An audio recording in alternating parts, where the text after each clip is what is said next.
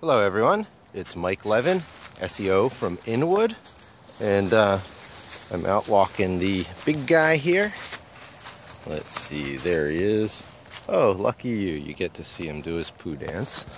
Anyway, it's November 15th, and it's Saturday morning, and it's going to be the day we celebrate my daughter's 4-year-old birthday in the neighborhood. We already did it at Disney on her real birthday, but now, so that there's something for the other kids, we're going to be doing one here at Dichter's Pharmacy, which a lot of people know as Manny's place, a great friend in the neighborhood. And I am going to pause and come back and talk about programming, yesterday's realizations, and what my next steps are. Okay, so yesterday was interesting because my whole course of the day went very differently based on the Mac laptop that I started out doing my work on, the one I had not previously set up for local development. So I had logged into the Raspberry Pi and started encountering twofold, which soon became threefold problems, the third of which was unsurmountable. First, broken pipes. I hate my SSH terminal windows suddenly being no good anymore and forcing me to log back in. I've been deliberately not setting up SSH auto login on the off chance that I image off these SD card, the SD card on this Raspberry Pi, and make it publicly available. I was trying to keep as many private credentials off the virtual machine, or, you know, off the cartridge as possible. And so,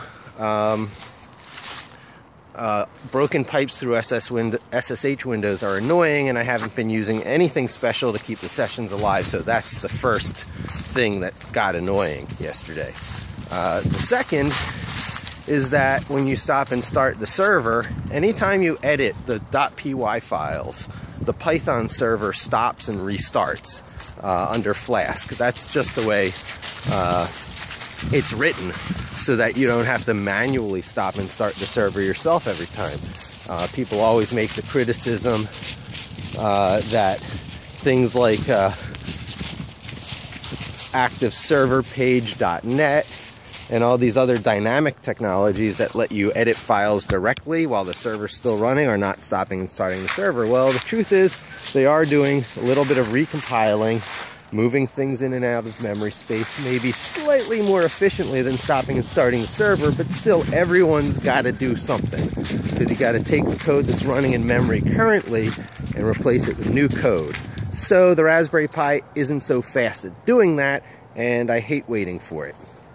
Now, the third one, and where I lost the vast majority of my time yesterday, was that with OAuth 2 authentication, there is this novel battle between having authorized credentials in your hand and preventing complete anonymity of log files or access, or, you know, basically the redirect URL of OAuth 2 implicit grant mode, if anyone even follows that from my videos so far, it must be a publicly registered domain. Does that make sense? Sorry, I was covering the camera. It must be a publicly registered and accessible domain. It can't be a private IP, but just as bad as that, it can't be a hostname.local local network address. So all your machines on your network are accessible. Everybody knows, well, not everybody, there is something called a MAC number, a machine address something, and it's a really long number, much longer than what IPs look like. And everyone is novel in the world. It's supposed to ensure unique identity pretty much anywhere these things could ever occur. A lot like the UPC coding system for products, so that no two codes ever refer to the same thing. And machines are always accessible by their MAC number on a network. But with the advent of the web, people wanted a better way. So most machines broadcast themselves as being available as hostname.local. And when you plug hostname.local into a web browser, that machine comes up. So you can basically have a Raspberry Pi that you treat as a carry around in your pocket server. And whenever you have an opportunity, you can pop it onto the network by just plugging it into the back of a Wi-Fi router or something that you have around there. And now suddenly, your server is accessible as hostname.local. And I've been doing that. I've been doing that with Mike Levin SEO.local to reach my development environment on the Raspberry Pi. Now, you following me? If it were not accessible by that kind of obvious name, you would either need to find its IP when you plugged it in, or you would have to, let's see, what are the other options? Oh, you could find its MAC number and then look up its IP from its MAC number. You could type the IP then directly into the browser, and all web services are also accessible by their IP. And that is where the OAuth 2 explicit deny comes into place. You can't use private IPs like 192 something, all those private IP addresses. Okay, I'm just going to take a slightly different walking way right now. Ah, the joys of dog ownership. Let's see. And the local address versions are also blocked by OAuth 2 login. That was my big discovery yesterday. I can't do an approved redirect URL that resides on a local network. Bam. Suddenly, using the Raspberry Pi as a development platform looks a lot less attractive. Now, there are ways around it. You can edit your local host name file. Nobody likes doing that. And then it's very tied to the machine you're working on. It's the only machine then that would find this public domain name at this private address. It's a version of forwarding. It's kind of like intercepting the lookup table provided by the greater DNS system and overriding it with your own instructions. When this is requested, serve that. It's too technical for people to have to be required to do. And it turns out in my mind, though, that that's okay. People setting up a Raspberry Pi as its own server can deal with these little kinds of issues, including the possibility of actually making it a publicly addressable location. And so if you use Pipulate on a Raspberry Pi, and this was my realization yesterday, or any other piece of hardware that you provide where you're not using it as localhost, because a localhost gets a get out of jail free card, because that seems to be the one that the Google OAuth 2 login control accepts as a valid redirection URL. So this will still work if your code is local. So after I hit my third gotcha yesterday, I decided I had to go through the process again of setting up my Mac as a local development environment, so I didn't have to do any of the hacks required to get it to work on a local network. And yeah, that's pretty much it. I lost the time setting up the second Mac as a development machine, going through my old YouTube video, but it was kind of tricky the first time and it was kind of tricky the second time.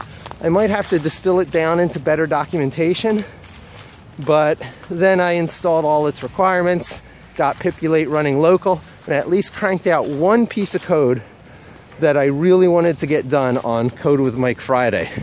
Sometimes Code with Mike Friday is just a couple of lines of code.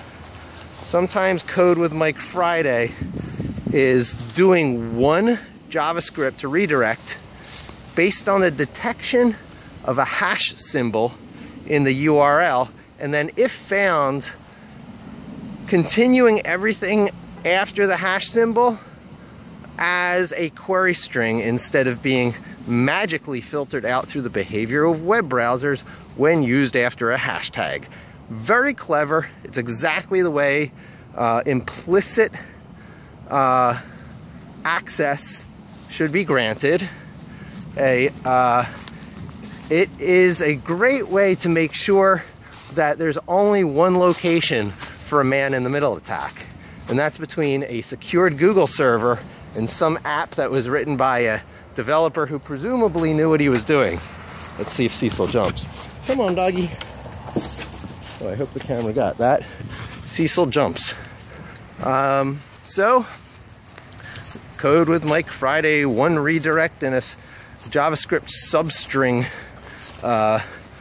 command, and a window.location, using it as an equals instead of as a method.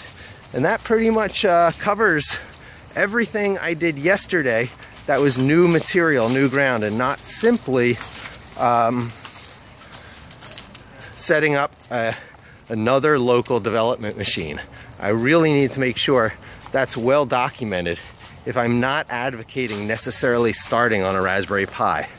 That's actually pretty big. Raspberry Pi has been a big premise of what the education I was providing is about, but it seems that it's quickly moving along to less hardware dependence as Python, Vim, and Git on any machine that can get Python, Vim, and Git running is my platform. And that apparently includes Windows, as I did at work, through MinGW and MSys, and it also includes OS X default vanilla out of the box, be it Maverick or pre-Maverick operating systems. I've got to back up a bit in my videos and how advanced they are. I know I've gotten into some pretty advanced material quickly. I'm going to back up and attempt to start doing my instructions in terms of the basics. I'm going to bring people from owning some sort of laptop at home or desktop, iMac, whatever, to being able to code in Python at the very least on your local system, and then if you're willing to push just a tiny bit harder on your dedicated hosting hardware, perhaps even out of your home, such as a Raspberry Pi or a Banana Pi or a one of those new little Intel Edison things. There's a lot of interesting hardware choices out there, and this is the non-parallel processing education to get basic automated tasks running. Basic automated tasks are rote and robot-like repetitive tasks that can be under the control of an algorithm that's no smarter than a loom or, you know, a programmable, you know, thing with switches and levers. It's kinda single task oriented. It can do its variations based on input conditions, but it's not going to be a pattern recognition system.